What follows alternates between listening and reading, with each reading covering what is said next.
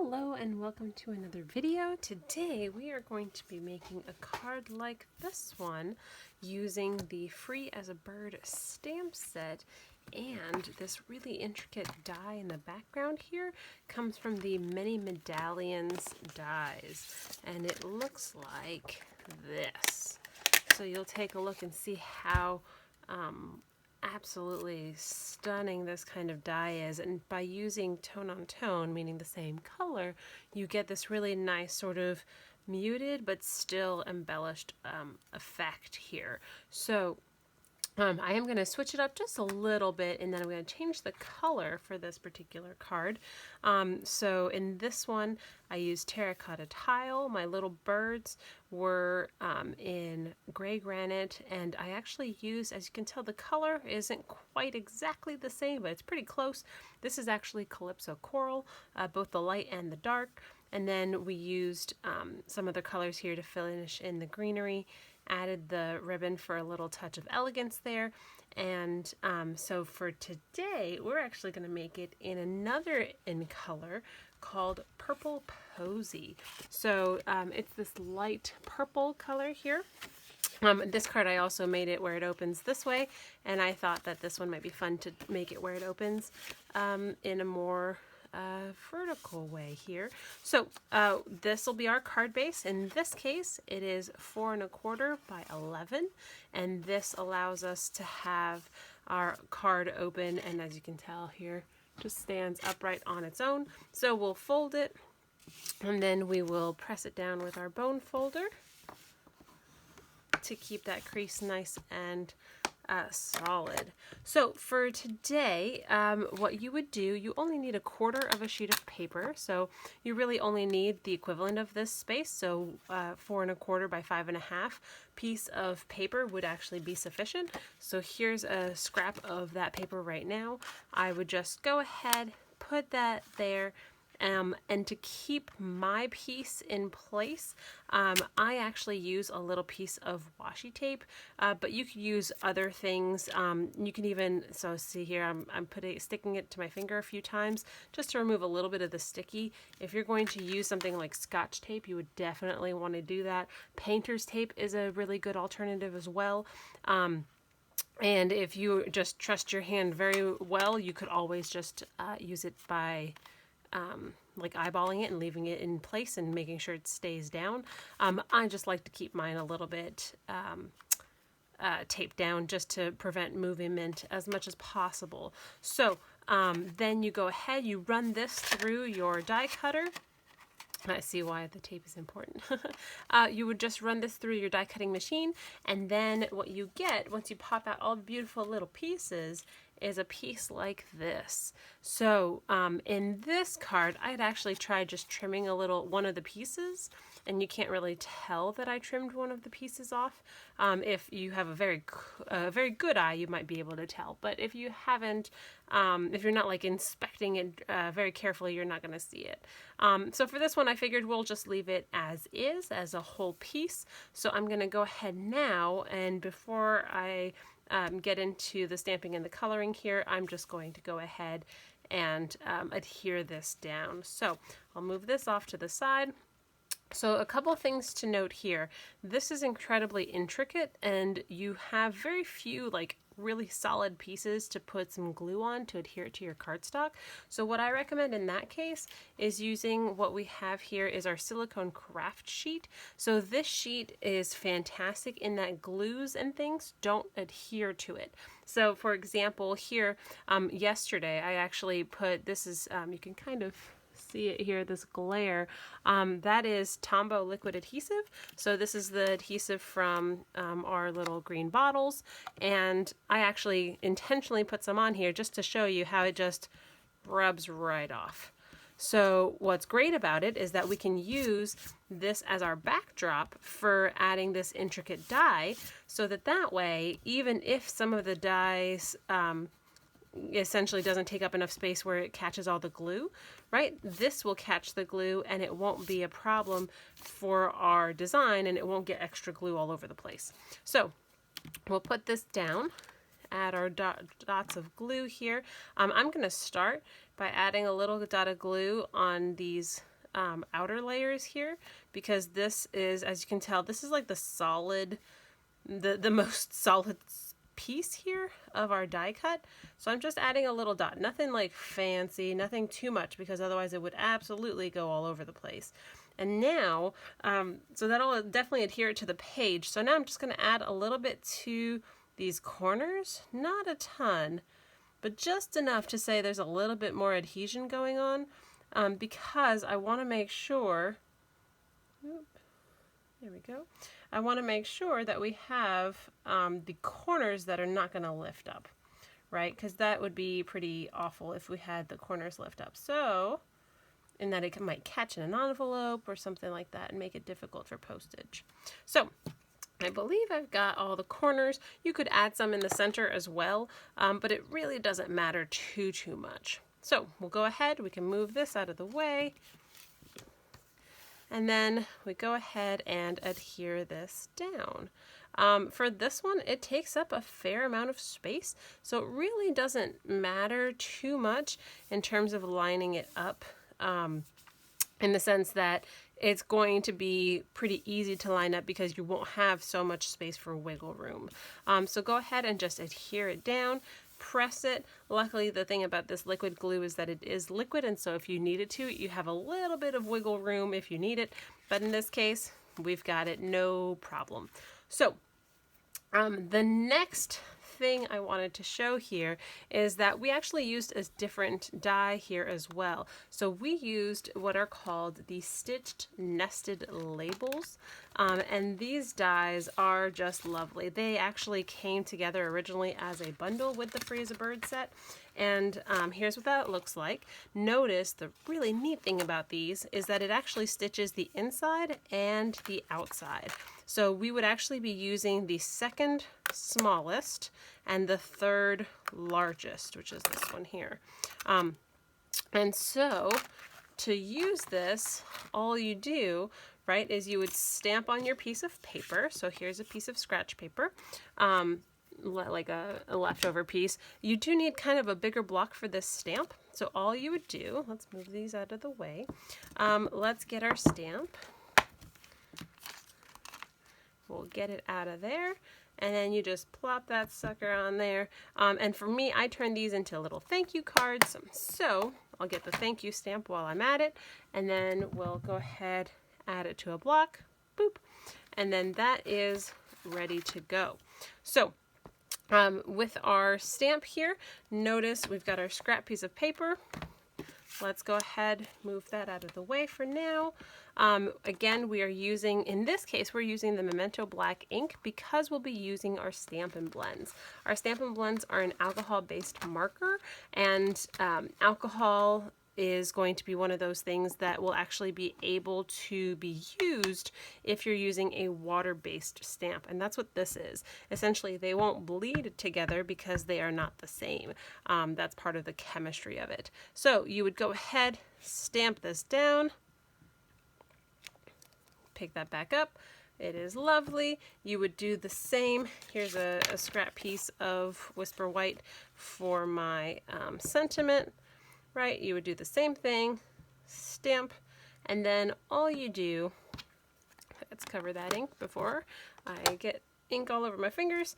So you would just do the same thing, but you would line up your die. So in my case, I chose, as you can tell here, to kind of cut off this end of the branch because I thought that this kind of ended up having kind of a nicer look, and it left this kind of space open perfectly for our sentiment to fit right in. So if you wanted to do the same, you would just do that. And notice one of the really neat things about this particular one is if you actually inspect the die, you'll find that there's stitching both on the inside and the outside. So even if you use this as a cutout, you would have a beautiful stitching on the outside of your shape. So that's really nice. So you would go ahead, take this, run this through your die cutter, do the same thing for your sentiment, and you would be left with these guys right here. The magic of television.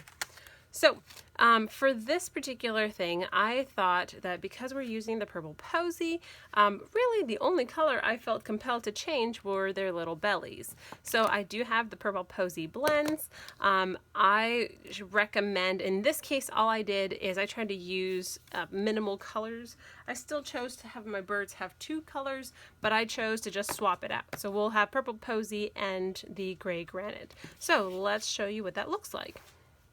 The nice thing about these blends is that they are going to dry pretty quickly, but they also blend really well, hence their name.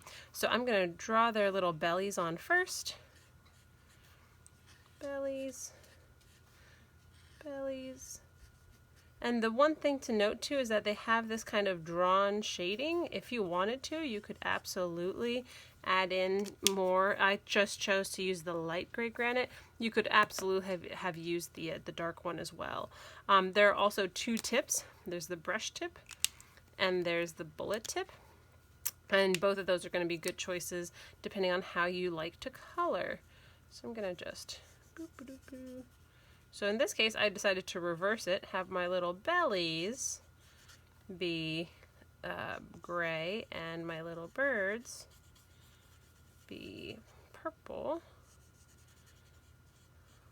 And notice that this color looks a little bit more pink.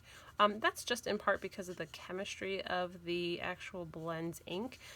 It will soften here as it dries. So let's go ahead and use the dark. And so notice here I'm just kind of following the lines that are pre-drawn on here for shading, and then adding a little bit where there would be obviously the shading from the shadows. So there's that. For their beaks, I just chose the light so saffron. You could pick a different color. I didn't want a beak that would be too attention seeking, I guess. I wanted something subtle, just enough to say that they're not empty.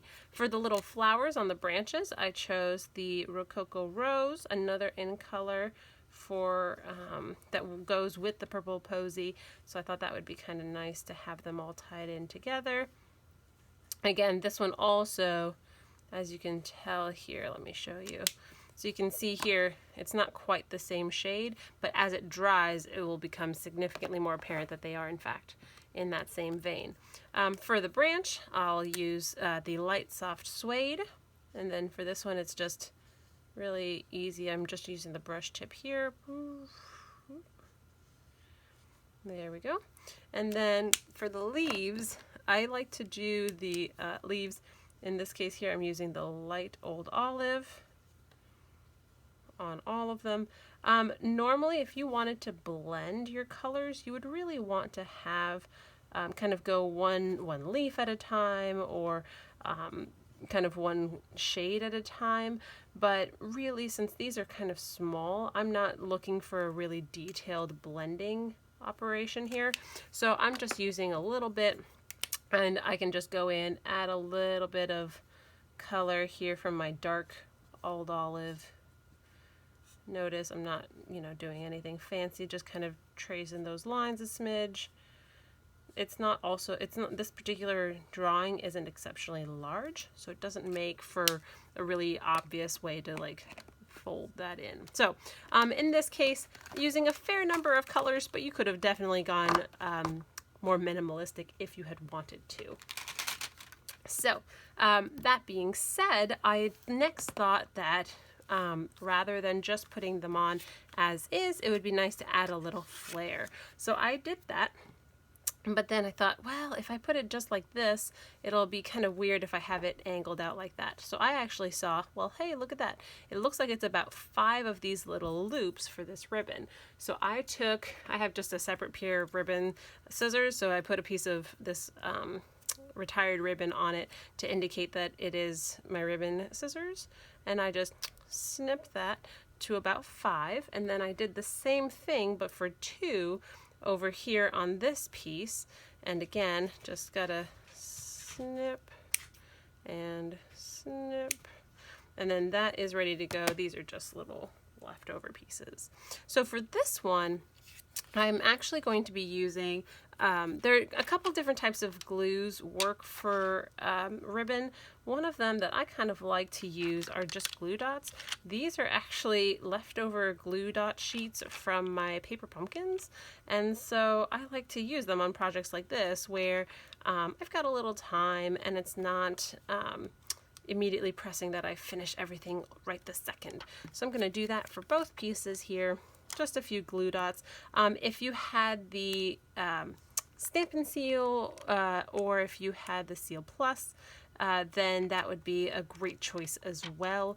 You could even use Terran tape if you wished. You could use, you could even, if you really were trusting in your ability, you could even just use the dimensionals themselves that we're going to put on next after the ribbon in order to keep it in place. I didn't want to have to use quite so many to make sure that it stuck, so I was perfectly happy using these glue dots. And the glue dots are not very expensive either, which is exceptionally nice as well if you're going to be crafting a lot with ribbon. So I just go ahead, line it up, tap it down, do the same thing over here. It will feel a little bit sticky underneath, but that's okay. It'll actually be a-okay once you get it onto your paper.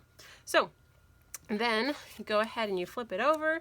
You could line it up together. I thought it looked really perfect in this little corner here, and so I'm just going to put just a little dot of glue. Nothing too much where it'll kind of overflow, but just enough to make sure that that piece is definitely on there. So just set that on. I recommend to get it, sorry if my head's in the way there, to make it kind of lined up as much as possible. You can again use your grid paper here and then line it up. In this case here, I'm lining the top of this with the bottom of this so that both of them are straight, both of them will work. So now it's time to adhere the dimensionals. You just pop that up here. I'm putting them kind of all over, but not you want them all over the place, but you don't want to necessarily bog down your card either. So in this case, I figured 6 looks like a pretty good grouping here. So you'll go through, you will go and select, take off all of these little labels. I actually have nails at the moment, which means that I'm actually able to get these off without much trouble, but there are definitely days where I do in fact struggle. So in this case, I could aim for putting it right in the middle, in which case, see, notice how I can use the actual indentions, the little circles and things, the shapes of the die to line it up. Notice I'm lining it up sort of in the middle on the top here, which ends up being just about the middle here. So that's pretty close to center as a whole piece. And there you have it. We've got 2 of them in our 2 of our ink colors. Again, this silicone craft sheet was incredibly helpful to make sure that this piece here got on without any trouble. So if you have any questions or need to get any of these supplies to make this card, feel free to get in touch with me. I would be more than happy to help, and I'll see you next time. Bye!